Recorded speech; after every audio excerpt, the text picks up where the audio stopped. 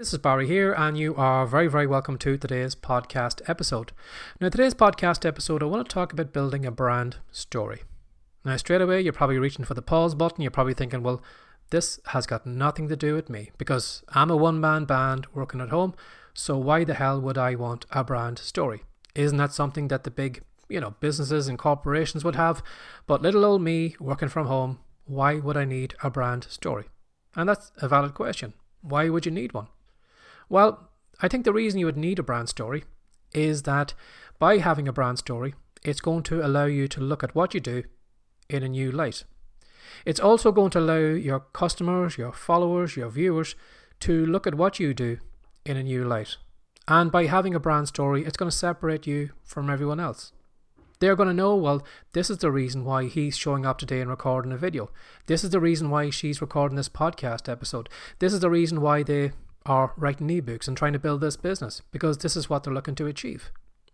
And by having a brand story on your side, it's going to make you look at your business differently, because you're not just showing up to record a video, you're not just showing up to write a blog post, there's something deeper inside you that is making you show up today. Now, while it's all good and well chasing after the money, you will find that over time your motivation is just going to dip and eventually you'll probably come to a grinding halt. And the reason I know that is because there are thousands of people right now coming on the internet who are just chasing money, and I know for a fact that they'll not get that money because they'll not stay around long enough, because they don't have a strong enough reason of why they should keep continuing. But by having a brand story, it's going to help you build a why in you to keep you going until the money shows up at some point in the future. So how do you build a brand story? Well, you can probably watch a lot of videos on YouTube. You can probably buy a lot of books on Amazon. You can go to experts, which will probably give you everything in this video, probably in a lot more depth. But what I'm doing is I'm just kind of giving you an aerial kind of point of view. And in this podcast episode, I am going to talk about me. So hopefully in this episode, you are going to build a stronger bond with me, because I'm going to tell you why I'm here. And what you can do is maybe use what I'm doing as an example of how you can actually create your own brand story. So the first thing you need to think about is why. Why are you doing what you're doing? What changes are you looking to make? What are your values? What is pissing you off right now that you want to make a difference? Now, in my own case, the reason why I show up here consistently is because I am pissed off with people reaching a certain age in their life and then giving up. We have a person maybe in their 40s or 50s who haven't followed their dreams and their goals, and then at this point to say, well, if I haven't done it by now, let's just forget about it. And basically some people just live this life where it's just a free wheel to the graveyard, and because they feel, well, if I hadn't done my dreams, my goals by this stage, it's game over. It's too late. And that, I'll tell you now, makes me angry. It also depresses me, because I know for a fact every time I go past a graveyard, I can see all the ideas that are in there, all the wonderful inventions, all the wonderful content, all the wonderful ideas, books, movies, everything else that those people took with them, because unfortunately they didn't work on their talents and share them with us, because at some point in their life they said, well, I can't do it, or I'm too old to do it, and so they took all those things with us. And we, the world, are missing out on that because those people took that with them. So that makes me angry, because I don't want more ideas going to the graveyard. Wonderful personalities, wonderful content that we could be watching that could motivate us, inspire us, is just being wasted.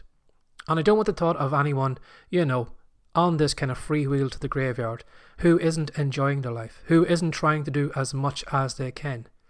So that is the reason why I show up here, is because I want to wake people up. I want you to realize that even though you are a certain age, it's not game over.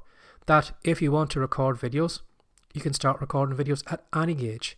If you want to write ebooks, you can write ebooks at any age. If you want to build an online business, you can do it at any age. And right now in your head, there is wonderful talent, abilities and knowledge in there that I don't want you to take to the grave with you.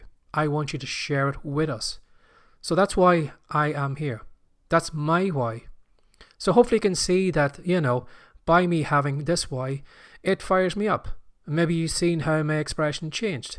Maybe you felt, a stronger bond to me because of me sharing that with you. And that's going to be the same with you as well too when you work on your brand story. By sharing it with your audience, they're going to feel more of a connection with you. So that's the first thing you should think about is why. Why are you doing what you're doing? Now again, the next thing you should have a look at after why is you need to build a story. What is your story? Why do you feel that way? What challenges have you overcome? What have you seen in life that's made you say, well, no more. This is what I'm here to do, and this is why I'm here to do it. Again, going back to my own life, I had one of these moments one night when I was working on night shift. I used to work in our local supermarket.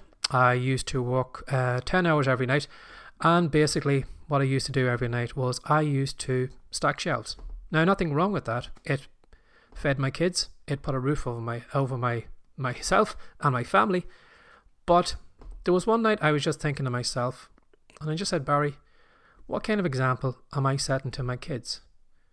That when they're younger, we kind of tell them, oh, you can reach for the stars, you can achieve whatever you want, you can do this, you can do that, you can do the other. And then here was me working in this job, stacking shelves. And I remember thinking to myself, would I want my kids in this position, in this job, of thinking this is as good as it gets? Now at the time I was kind of playing around with the idea of writing fiction. I'd always kind of been working on online businesses, doing this and doing that. But I remember this opportunity came up early in the Amazon Kindle store where a lot of people were writing fiction books and kids books and putting them on the Amazon store. And a lot of people were making money on it.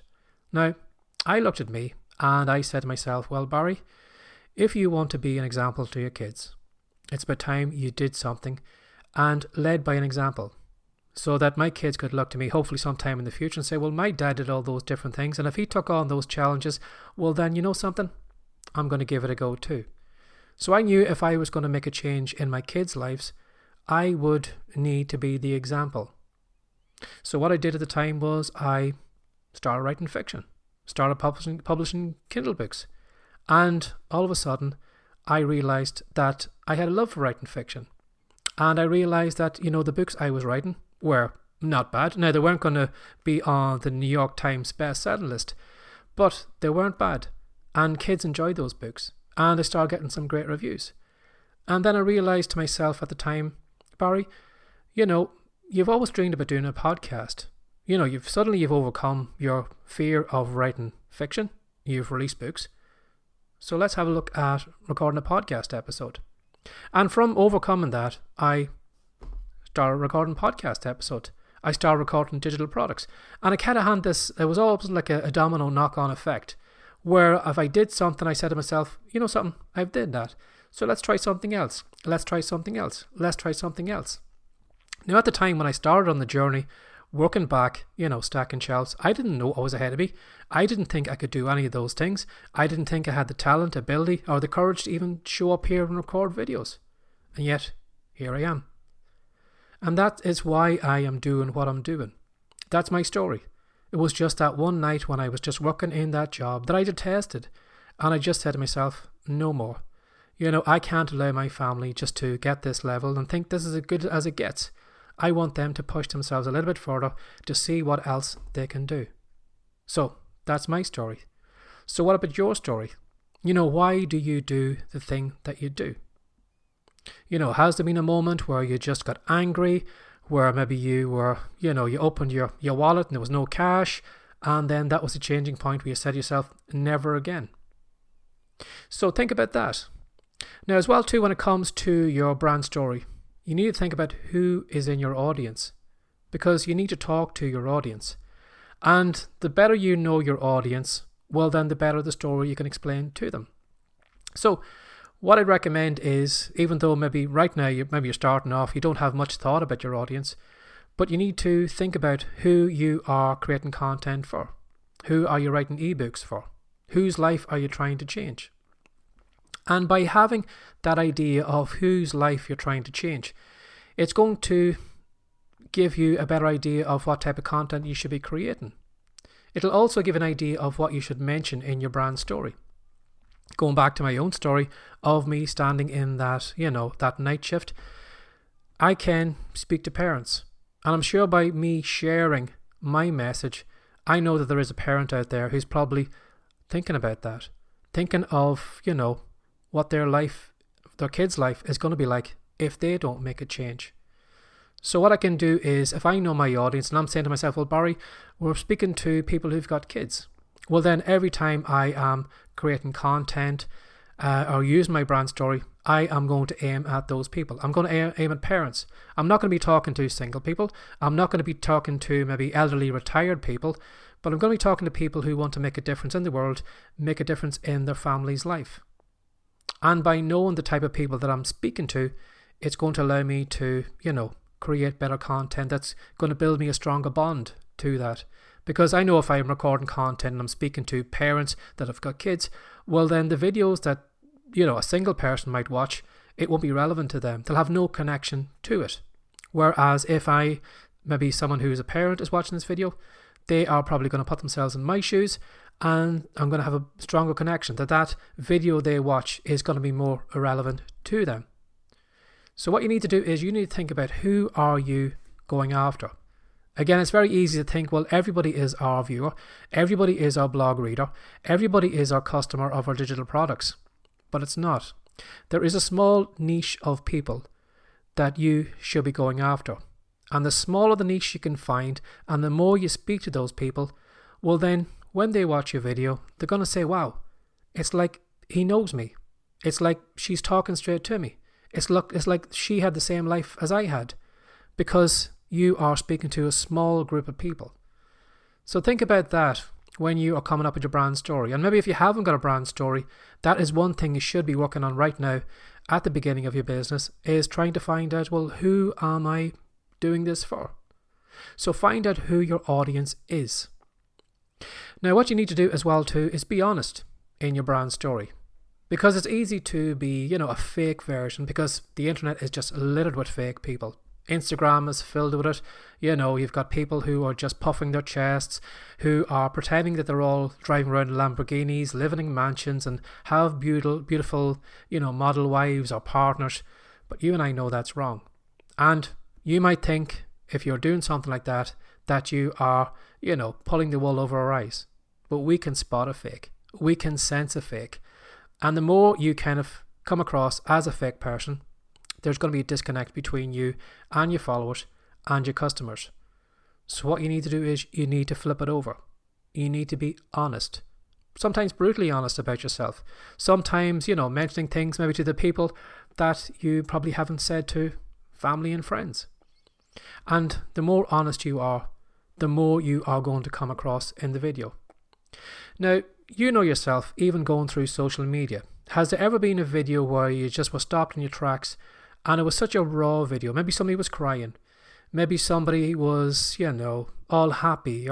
But you could tell coming across through the video or the content that you were reading that person was an absolute genuine person. They were just speaking to you just honestly and off the cuff. And you could have watched maybe 100 videos that day. But that video stood out to you because it was just raw. It was just honest. And they felt like there was a strong connection between you and that content. And that's what you need to think about when you're building your brand story, is just to be honest. Be authentic. You don't need to be an expert. You don't need to be beautiful. You don't need to know it all. But just be honest. Stop putting on these fake personas and, trying to make out that you're a millionaire or a billionaire and that you're just, and you're still living at home, maybe in your cellar.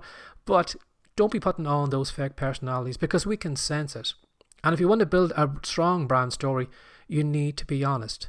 And again, too, in this video, you can probably tell how honest I am because of what I'm saying. And if I was faking it, you probably would switch off. You'd probably go on and you wouldn't even listen to me. So when you're coming up with your brand story, be honest, be authentic, and be you. Now, what you need to do as well, too, is you need to show people that you understand. In your brand story, it's okay you having this great big brand story, But if I don't understand, well, why are you doing this for me? There's going to be a disconnect between the two of us. But again, going back to this video here, the reason, as I said, why I show up here is because I don't want you taking your talents and abilities to the grave with you. I don't want you thinking that this is as good as it gets. I don't want you to not be the best example to your kids, to your family, as you can be. And I'm sure by listening to me, you're starting to understand why I'm doing what I'm doing. So you need to show your audience why you're doing it, but you need to show also that you understand where they are. Again, going back to my own story, I know what it's like to be, scared witless. I know what it's like to be afraid of, hitting the publish button on a blog post, of being terrified of recording a video, of being terrified of putting content on the internet and being worried, well, is everybody going to laugh at me? Is everybody going to give me negative criticism? Is this just going to blow up my face? Is it going to be a total embarrassment? I know what that's like because I've been there. And I want you to know by me actually bringing up these things in this podcast episode that I understand where you are. I know what it's like to be scared. I know what it's like to feel that there's nothing great in you. I know what it's like to feel of being, fed up, depressed with your life and thinking that, everybody else is far cleverer than you. I know what that's like. So again, if you know your audience, you can actually put yourself in their shoes so that when you are recording your content, not doing anything fake, being honest and being authentic, but you can actually put yourself mentally in their shoes so that when you are recording your content, you can talk attentively to that person by showing them that you understand. Another thing I'd say to you is to stick to your message everywhere. When you are coming up with a brand story, that brand story should be the same brand story that's on YouTube, on your blog, on your podcast, everywhere.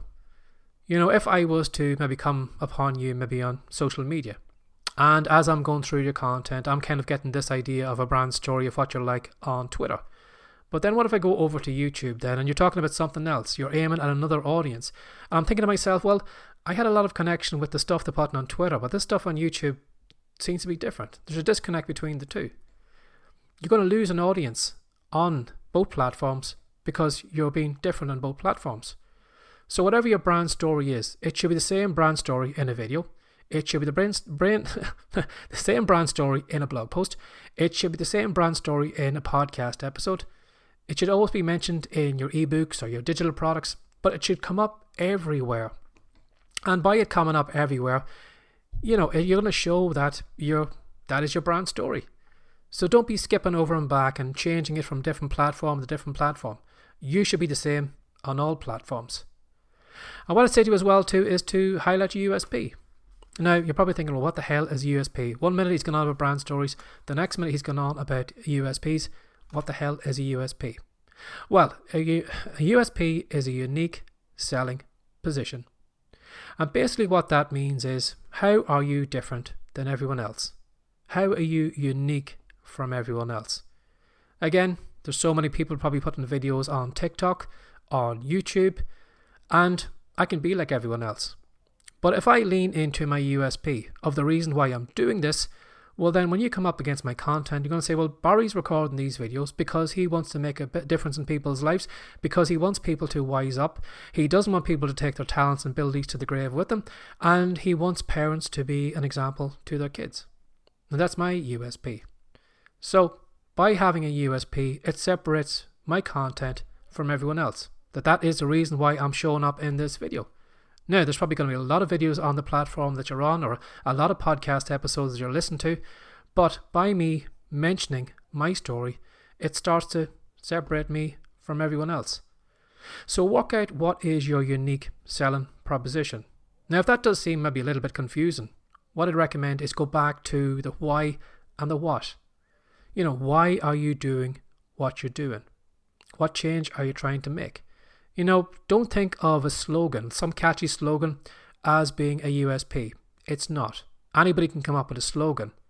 But by having a unique selling position, it makes you separate. It makes everything you do different than everyone else's.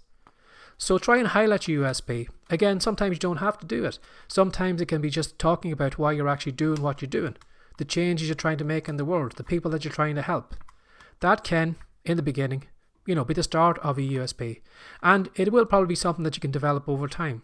If you find that maybe it's hard right now coming up with a USP, it probably will come to you eventually.